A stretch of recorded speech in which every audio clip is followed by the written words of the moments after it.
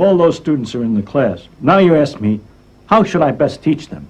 Should I teach them from the point of view of the history of science, from the applications, My theory is that the best way to teach is to have no philosophy, is to be chaotic and confused in the sense that you use every possible way of doing it.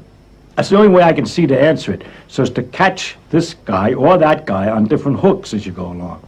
That during the time when the fellow who was interested in the history is being bored by the abstract mathematics, on the other hand, the fellow who likes the abstraction is being bored at another time by the history. If you can do it so you don't bore them all the time, perhaps you're better off. I really don't know how to do it. I don't know how to answer this question of different kinds of minds with different kinds of interests. What hooks them on? What makes them interested? How do you direct them to become interested? One way is by a kind of force. You have to pass this course. You have to take that examination.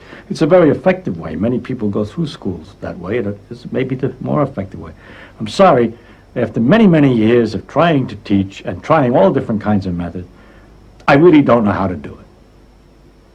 I got a kick when I was a boy of my father telling me things, so I tried to tell my son things that were interesting about the world. When he was very small, I used to rock him to bed, when he goes to bed, I'd tell him stories, and I'd make up story about little people that were about so high, would walk along, I would go on picnics and so on, they lived in the ventilator, and they'd go through these woods, which had great, big, long, tall, blue things like trees, but without leaves and only one stalk, and they were and they had to walk between them and so on. And he'd gradually catch on, that was the rug, the nap of the rug, the blue rug.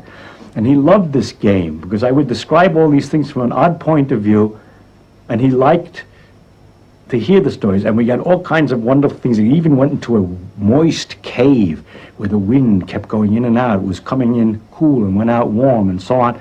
It was inside the dog's nose that they went. And then, of course, I could tell him all about physiology by this way and so on. And he loved that, and so I told him lots of stuff. And I enjoyed it because I was telling him stuff that I liked, and we had fun when he would guess what it was and so on. And then I have a daughter, and I tried the same thing. Well, my daughter's personality was different. She didn't want to hear the story. She wanted the story that was in the book repeated again and read to her. She wanted me to read to her, not to make up stories. And it's a different personality. And so if I were to say a very good method for teaching children about science is to make up these stories of a little people, it doesn't work at all on my daughter. It happened to work on my son, okay?